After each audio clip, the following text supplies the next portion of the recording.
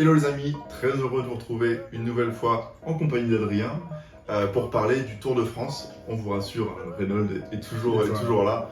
Il sera présent dans la prochaine vidéo. On se retrouve tous les trois la prochaine fois. Aujourd'hui, on va parler du Tour de France qui s'est terminé donc la semaine dernière. On va faire un petit bilan global sur ces 3 semaines qui ont été intenses, pleines de surprises. Et aussi de déception, et puis on va parler aussi de ce duel. Dans la vidéo précédente, on parlait de Djokovic-Alcaraz, un duel au sommet dans le tennis. Là, dans le cyclisme, on a encore un duel incroyable entre Vingegaard et Pogačar. On va en parler, c'est parti. Premier bilan de ce Tour de France 2023, ton ressenti? Très beau Tour de France. Honnêtement, je trouve qu'on a vibré du départ jusqu'à la fin, quoi. Même les étapes de transition, qu'on dit, les étapes plates, où théoriquement on s'embête un peu plus, quoi, on va dire. Là, j'ai trouvé que c'était quand même assez cool. Il y a eu très peu d'étapes de transition, où on laisse partir les échappées et basta. Là, il y a vraiment une action assez régulièrement. Il y avait un rythme de course infernal. C'était vraiment un beau Tour de France avec des émotions. Par exemple avec Pinot, on va en reparler après, le duel entre les deux monstres devant. Je trouve que c'était vraiment un beau Tour de France, très complet dans toutes les émotions. Et même au niveau des victoires d'équipe, on a eu des échappés qui ont gagné. Il y a beaucoup d'équipes différentes qui ont gagné. On a eu au sprint, il n'y a pas eu trop de débat là-dessus. Mais au niveau de la montagne, il y a eu de belles franchement, beau Tour de France. Très beau parcours aussi, honnêtement. C'était bien condensé. Les scrutins, ils vont peut-être dire que c'était pas assez plat, mais honnêtement, c'était quand même assez bien condensé. J'ai trouvé quand même très corsé par rapport aux autres années, beaucoup de montagnes par rapport aux étapes. Mais ils ont su, je trouve qu'il y avait haute montagne et moyenne montagne. Il y avait par exemple l'avant-dernière étape. C'était, alors peut-être un contre-la-montre peut-être un peu plus long et peut-être plus plat pour les Wout van Aert, les Stefan Koen, les gens comme ça. Mais dans l'ensemble, c'était quand même un très beau Tour de France, quoi. On a pas mal vibré, je trouve. Mais on l'a pas dit, mais du coup, c'est Jonas Vingegaard qui a remporté le Tour de France. Ça, je pense que vous le savez, non? Mais je pense que voilà. Le maillot vert, le maillot par points, a été remporté par Jasper Philipsen. Le maillot blanc de meilleur jeune, Tadej Pogačar. Encore une nouvelle fois. Il l'a porté 72 fois. C'est ça, depuis qu'il fait le Tour de France, donc ça fait 4 années. Il l'a gagné 4 fois de suite. Le maillot à poil meilleur grimpeur, Giulio Ciccone. Italien. Mérité, franchement, content pour lui. Ça, c'est un beau vainqueur du maillot à poil, parce que ça faisait 2-3 ans que c'était toujours le maillot jaune qui gagnait. Oui, c'est vrai. C'est pas mal. Et puis, gros travail de l'équipe Lidl Trek pour. Ouais, franchement, beau travail. On l'a vu avec Skelmos et Pedersen, par exemple, dans l'avant-dernière étape. Encore des Danois. Encore des Danois, comme quoi, faut pas être un très grand pays, mais même si le Danemark, c'est quand même. Oui, non. Mais bon. Pas les Danois quand même. Mais non, c'est juste un petit truc pour les Français, quoi. Ouais. Mais bon, voilà. Et maillot du plus combatif, le maillot dossard du plus combatif, Campenart. Oui, mérité aussi, on l'a trouvé, franchement. Souvent à l'avant. Souvent à l'avant, il gagne pas là où à l'étape où Asgreen il gagne, mais il emmène son coéquipier jusqu'à la fin. C'est grâce à eux d'ailleurs qu'ils arrivent à pas se faire rattraper par le peloton. Donc, mérité aussi, je trouve, dans l'ensemble, quoi. Même s'il y en a, ils vont dire que Pinot va peut-être mériter plus ou à la Philippe, mais je trouve que Campenart, ça fait un beau vainqueur du super combatif. Et enfin, la meilleure équipe, c'est l'équipe de Vingegaard, la Jumbo Visma, sans débat. Oui, il n'y a pas de débat. Pour toi, est-ce que l'UAE, par exemple, de Pogačar? Non, ils sont moins forts. Ils sont moins forts. Juste, on voit un petit exemple, Laporte qui mène un col de 2ème catégorie où le mec, à lui tout seul, il va plus vite que 10 échappés. Déjà, ça te fixe au poids, alors que c'est un sprinter. Je dis ça parce que l'UAE, au final, ils mettent quand même 2 coureurs sur le podium. Oui, non, mais c'est une très bonne équipe. C'est la 2ème meilleure équipe. Mais, Jumbo, les 8 coureurs qu'il y avait, déjà, t'as Wout van Aert. Sepkus, tous, en fait, tous. Il n'y en a pas un qui est pas bon, quoi. C'est hallucinant. C'est très fort. On a fait un petit peu le tour. Ce serait bien qu'on parle un peu des surprises. On a forcément eu des surprises pendant ce Tour de France. T'en avais un, tu m'en as parlé, c'est Félix Gall. Ouais, franchement, il fait, si je ne me trompe pas, 6ème du Tour.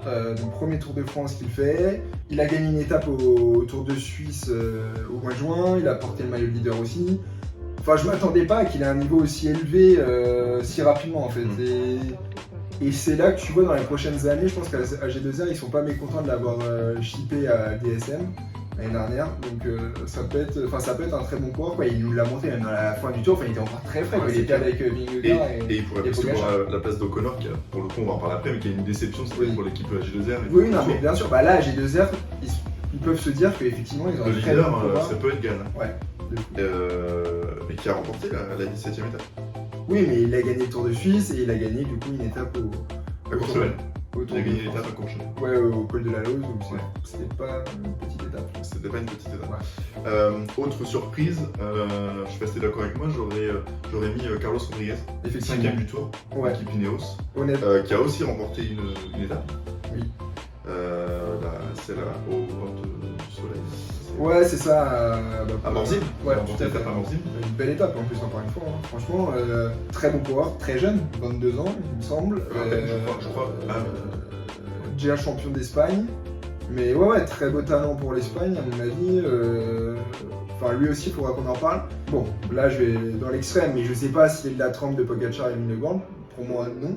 Mais ça va être un très bon, je pense, coureur de classement général. Un peu, je pense, on peut parler un peu, je pense, du niveau par rapport à Yates, à mon avis, enfin, Yates, à des coureurs comme ça, je pense. Ouais. Donc, ils peuvent facilement remporter une ou deux étapes sur un tour. Oui, et puis même classement général, je pense là, parce que là, il est encore très jeune, je pense qu'il fera sûrement. 5ème à 22 ans, c'est ouais, il fera sûrement. Il sera sûrement sur le podium du Tour de France un jour, je pense. Donc Carlos Rodriguez, victoire pour l'Espagne. On a une autre victoire, c'est Izagirre, qui a offert du coup une deuxième victoire à la Cofidis. Et donc voilà, la Cofidis, il y a eu Izagirre, il y a eu Victor Lafay. Donc c'est une première victoire pour la Cofidis depuis 2008. Ça faisait 15 ans qu'ils n'avaient pas remporté une seule victoire sur le Tour, 15 ans de disette. Et donc c'est le Français, puis Izagirre qui ont débloqué les compteurs.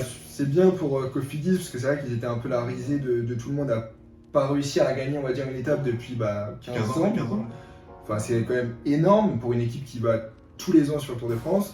Très content pour Cofidis, pour Vincent, ils ont beaucoup à l'avance aussi, je trouve, cette année. Ouais, non, franchement, ils ont fait un beau Tour de France. De toute façon, là, ils gagnent dès la deuxième étape. Je pense que ça te met en confiance pour tout le Tour de France. C'est clair. Très facilement.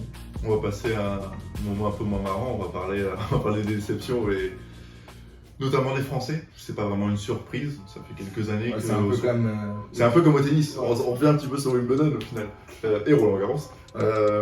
Mais la déception, notamment David Gaudu, où on attendait beaucoup, puisqu'il avait fini 4ème du Tour de France l'an dernier. Ouais, puis deuxième de Paris-Nice début d'année. Il a fini seulement 9ème du Tour de France, devant Guillaume Blot, français Guillaume Martin. Et devant Pinot. 19, 10, 11. Voilà, c'est quand même une grosse déception pour le coureur français et pour Gaudu lui-même. Alors oui, c'est une déception. Enfin, je pense qu'il aurait pu faire peut-être au-dessus, 7-8ème. Après, moi, je pense qu'il est quand même pas au niveau des Yates, des Rodriguez. Et en fait, je pense que Groupama FDJ se sont fait, enfin, même Gaudu, je pense que dans leur communication, ils se sont trompés. Et bon, peut-être qu'ils s'en rendaient pas compte et que là, en fait, ils ont vu le plafond de Gaudu. Mais moi, je pense que Gaudu ne sera jamais un. Je suis même pas sûr qu'il réussisse à gagner une fois un Tour d'Espagne ou un Tour d'Italie. Non. Mais pour moi, il est même pas au niveau de Bardet. Hein. Enfin, Bardet commence à bien. Oui. Mais à l'époque, Bardet, je le trouvais meilleur que même Pinot. Oui. Enfin, je trouve pas Gaudu aussi bon. Tout le monde dit, mais c'est espoir un peu sur Gaudu en ce moment depuis 2-3 ans. C'est le seul en fait. Ouais. Mais cette année, je comprends pas pourquoi la Groupama n'a pas mis Pinot en fait. C'est son dernier tour. Il finit 2 places derrière. En montagne, je le trouve. En montagne, bon, il a craqué, après il est plus âgé, mais je l'ai trouvé nettement plus combatif. C'est simple en fait. Pinot, il avait fait le Tour d'Italie un mois et demi avant. Je pense, en fait, tu peux pas. Non, mais là, c'est une question de stratégie. Puis même, dans tous les cas, Gaudu, c'est le leader de la FDJ. Ça a fait un peu débat aussi avec Pinot. Quand on a dit que Gaudu était. Oui, non, mais il y a l'histoire d'Emar aussi, où ils n'ont pas pris Arnaud Démar parce qu'ils voulaient mettre une équipe à 100% avec Gaudu. Bon, ouais, est-ce qu'ils ont bien fait? Je suis pas sûr. Moi, j'aimerais bien voir sur Tour d'Italie, Tour d'Espagne pour voir qu'est-ce qu'il peut faire et au moins faire un podium sur un de ces grands tours, ça serait déjà pas mal. Et voilà, donc on peut dire déception, mais du fait de leur communication où je pense qu'ils en ont trop parlé en mode on veut faire podium, alors qu'en fait, je pense que réellement il n'a pas le niveau. Et on finit par une dernière déception, Mathieu Van Der Poel, vainqueur de Paris-Roubaix, et pas que. Et Milan-San Remo, qui n'a pas vraiment été à son niveau. Moi, c'est vrai que moi je trouve que c'est une déception dans le sens qu'il a. Enfin, ceux qui regardent peut-être le vélo un peu plus, dans les classiques de début de saison, Ardennaise, Flandrienne, enfin plus Flandrienne du coup, où il a un niveau mais à la hauteur de Wout van Aert et de Pogacar. C'est presque, oui, il fait partie des 3 meilleurs largement. Et je suis déçu parce qu'en fait, alors il a peut-être pas forcément un parcours adéquat pour lui, mais on l'a jamais vu vraiment proche de la victoire, quoi. Alors par contre, il a fait un travail monstre pour Philipsen parce que c'était son poisson pilote, encore aux Champs-Élysées où il fait un travail monstre. Mais c'est vrai qu'en tant que mon coéquipier, il a été très bon, mais niveau leadership, j'ai pas trouvé qu'il ait fait un grand Tour de France. Et c'est vrai que ça fait quand même 2 ans, depuis il y a 3 ans, enfin il y a 2 ans où il avait gagné la première ou deuxième étape où il a repris le maillot jaune à la Philippe justement. Depuis, il a rien montré, quoi. Et c'est vrai que c'est assez décevant, je trouve, pour un tel coureur. Après, il y a aussi peut-être beaucoup de pression par rapport à son grand-père, Poulidor. Je sais pas si non, mais les gens lui mettent la pression en disant il faut que tu fasses aussi bien que ton grand-père. Je suis pas sûr que dans sa tête, le Tour de France, ok, il a déjà gagné une étape, il a déjà porté le maillot jaune. Pour toi, c'est pas un objectif? Pas autant que les monuments, les classiques, tu vois. Avant de parler justement de Pogacar et de Vingegaard, le débat, un petit mot sur Thibaut Pinot. C'était son dernier Tour de France. Première victoire en 2012, donc ça fait déjà 11 ans. C'était son dernier. Les images étaient assez émouvantes dans l'avant-dernière étape. Moi, franchement, devant du cyclisme, j'ai jamais vu ça. Non. Dans le virage de Thibaut Pinot, dans le col du Petit Ballon, j'ai jamais vu ça. Honnêtement, j'ai jamais vu ça. Il y a personne. Honnêtement, mais j'étais à fond. Franchement, j'étais devant ma télé, j'étais tout seul chez moi. J'étais en mode. Enfin, tu sais, j'avais envie de faire la fête avec eux. Enfin, j'étais limite avec eux et où, genre, j'étais à fond et je me suis dit, ouais, il va le faire, il va gagner l'étape. Bon, malheureusement, il l'a pas fait, mais. Enfin, les émotions, par exemple, quand Alaphilippe a été champion du monde, je pense que c'est encore un truc différent. Ouais, où là, on est plus dans l'émotion, la tristesse. Enfin, pas la tristesse, mais les émotions, on va dire, profondes. Alors que là, c'était plus, on a envie de faire la fête, de dire, ouais, c'est le dernier tour avec lui. Et franchement, c'était très fort et franchement, juste pour ça, on peut lui dire merci, quoi. Non, c'est clair. Puis aussi un beau parcours quand même au Tour de France, on en parlait tout à l'heure avant de la vidéo. Première victoire sur son premier Tour de France en 2012, ensuite il en a 4. Il a fait une fois meilleur jeune, une fois 3ème sur le podium. Bon, c'est quand même pas rien sur le Tour de France. Ouais. Oui, non, mais il a fait un très beau parcours. On a cru qu'il allait gagner le Tour en 2019. Malgré tout, il se blesse. Mais il aurait peut-être pu gagner. Je pense que c'était même Bernal l'avait dit, donc le vainqueur du Tour de France 2019 avait dit que c'était sûrement le meilleur. Et c'est vrai que c'est la frustration qu'on. En fait, Pinot, c'est simple, c'est soit c'est très beau, soit c'est pas très moche, mais très malheureux parce qu'il lui arrive des trucs. 2019, je sais pas si tu te rappelles, où genre il est premier, pas premier, mais très bien classé. Et il se blesse, je sais plus si c'est au genou ou quoi, on va dire il y a des douleurs qui l'empêchent de continuer. Voilà, c'était aussi très triste à ce moment-là. Et c'est vrai que ce courant-là, ça a vraiment été les montagnes russes tout le temps. Et pourtant, il nous a mis les émotions tout le temps, parce que c'était un peu le panache, différemment, mais un peu pareil que Vauclair, où tu le sens que quand il est à fond, ça se voit. Quand il est comme disait Jalabert, il disait que quand il est dans une bonne journée, tu le vois. Quand il est dans une mauvaise journée, tu le vois aussi. Et c'est vrai qu'on aime les coureurs comme ça. Ouais, c'est clair. On va parler maintenant de ce duel Vingegaard-Pogacar. De ce duel Vingegaard-Pogacar pendant 2 semaines, pas les 3. Parce que Vingegaard a un peu assommé le Tour de la dernière semaine. Mais voilà, on revient un peu sur ce duel qui a été hyper intense. Les 2 premières semaines, c'était magique.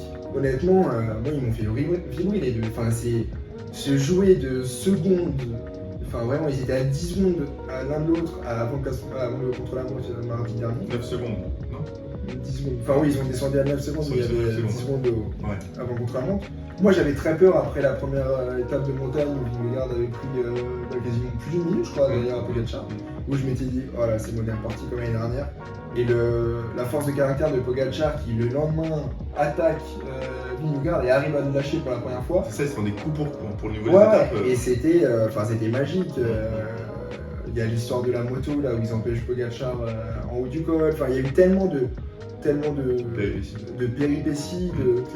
C'était franchement, les deux, ils nous ont offert un beau spectacle. Et franchement, moi, perso, je dis un merci pour ça, parce que ça faisait très longtemps.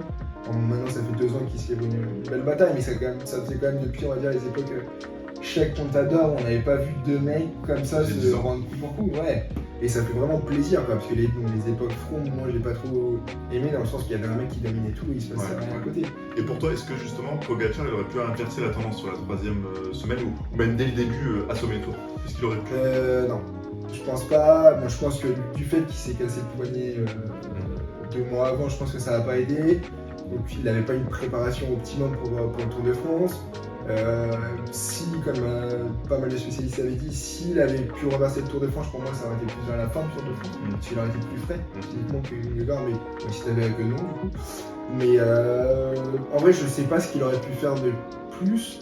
Alors, comme certains diront, peut-être moins attaqué et rester plus dans les roues comme Vingegaard. Mais en fait, personne ne veut ça. Enfin, Pogacar, pour qu'on l'aime, c'est parce que le mec, il peut attaquer à tout moment. C'est ça. Et même s'il il était resté dans les roues, je suis pas sûr qu'en haute montagne, il aurait pu lâcher Vingegaard. Je pense qu'il se serait fait même lâcher. Donc honnêtement, je pense pas qu'il aurait pu faire plus. Et en fait, on a vu la différence de niveau contre la montre, où j'aurais eu 1 minute 30. Bon, alors il était peut-être malade à ce moment-là, Pogacar. Il y avait des suspicions par rapport à ça. Donc je sais pas, mais pour moi, il y avait une telle différence de niveau contre la montre que, en fait, ouais, je pense qu'il aurait pas pu faire plus. Peut-être différemment certains trucs, mais il aurait pas. Enfin, je pense que ça aurait pas changé la donne et Vingegaard aurait quand même gagné le Tour de France. Et tu dis que Vingegaard a gagné le Tour de France. Est-ce que c'est lui qui a gagné ou c'est avec son équipe? Est-ce que c'est... Moi, c'est les deux. Parce que mon équipe. Ouais, on va tout à l'heure, c'est le KS, etc. Qu'il a quand même bien aidé. En fait, tu vois la différence entre les deux équipes. Entre UAE, tu me disais UAE qui avait quand même une bonne équipe, mais pour moi ils sont en dessous parce que l'étape en montagne là où UAE voulait gagner l'étape et finalement ils ont pas. Bah vous savez à l'étape où Kwiatkowski gagne. Les UAE avaient dit avant le début de la journée qu'ils voulaient gagner l'étape et ils n'ont pas su revenir sur l'échappée. Et donc c'est Kwiatkowski qui gagne. À l'inverse, Vingegaard dit qu'il veut gagner une étape. Bon, il ne la gagne pas, mais toute la journée, Jumbo roule pour faire en sorte que Vingegaard gagne la course, gagne l'étape. Et Jumbo arrive à faire que l'écart soit si peu avec les échappées que Vingegaard puisse revenir. À l'inverse, UAE, ils sont pas assez revenus proches des échappées pour que les Pogacar gagnent. Et c'est là où j'ai vu la différence de niveau entre les deux, malgré que UAE est une très bonne équipe. Et c'est vrai que Jumbo a une équipe de fou. Et après, Vingegaard, tu le vois contre la montre où en fait, limite, il a besoin de personne.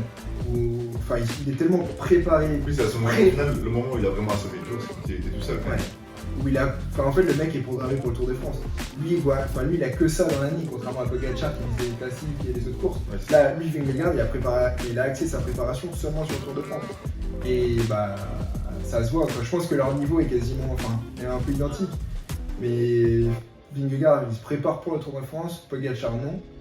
Et voilà, je pense que c'est là où on voit la différence aussi. Est-ce que pour toi, ce duel, il peut encore durer de nombreuses années, Pogacar-Vingegaard? Oui. Ça fait déjà 2-3 ans qu'il existe, puisque Vingegaard l'an dernier, Pogacar a gagné l'édition précédente. Mais c'était Vingegaard qui était déjà deuxième, donc ça fait quand même quelques années qu'ils se suivent. Non, pour moi, oui, là aujourd'hui, niveau Grand Tour, c'est les deux meilleurs. Après, moi, j'attends de voir parce que bon, il y a Evenepoel qui a fait le Tour d'Italie. Bon, il a eu le Covid, mais moi, il était premier, je pense qu'il va gagner le Tour d'Italie. Là, il va faire champion du monde, il va faire la Vuelta. Lui, il a que 22 ans, donc il est encore plus jeune que Pogacar. Donc, très très costaud, j'attends de le voir. Pour moi, il est moins bon quand même que les deux autres, mais bon, on sait jamais. Il y a le petit Ayuso, là, l'Espagnol, qui est chez UAE aussi. Qui est très costaud, donc à voir. Mais là aujourd'hui, oui, là pour moi les deux. Après voilà, moi j'ai entendu Pogacar qui disait qu'il allait peut-être se concentrer sur l'année prochaine, par exemple sur le Tour d'Italie et peut-être la Vuelta, faire les deux, et pas faire le Tour de France, parce que là il en a peut-être marre et il voit que Vingegaard il pourra pas le battre sur le Tour de France, donc il veut peut-être aller gagner un Tour d'Italie, un Tour d'Espagne. Ça serait dommage.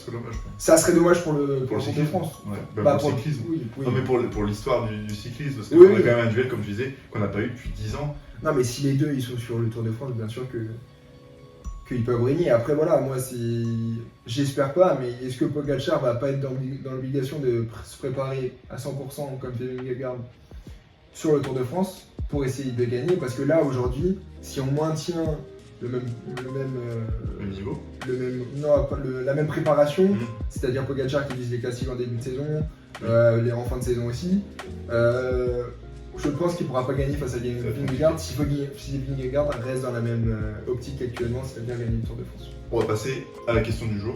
Vingegaard est-il invincible? Est-ce qu'il peut égaler Eddy Merckx, qui est, je pense, le plus grand coureur de tous les temps? Oui. Est-ce qu'il peut l'égaler? Est-ce qu'il est vraiment invincible, Vingegaard? Donc égaler Pinot et Anquetil aussi au niveau des... Non, pas Pinot. Voilà. Pinot, on en est loin. Non, est-ce qu'il peut égaler Eddy Merckx, Anquetil et Hinault, comme tu... Ouais, dans les... Dans les vainqueurs de 5 Tours de France. Ouais. Oui.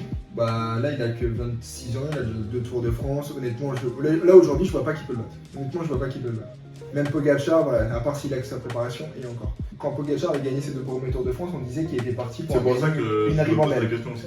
Là, aujourd'hui, à l'instant T, je te dis oui. Parce que je vois pas qui peut le battre. Même Evenepoel qui va arriver, je suis pas sûr qu'il puisse le battre.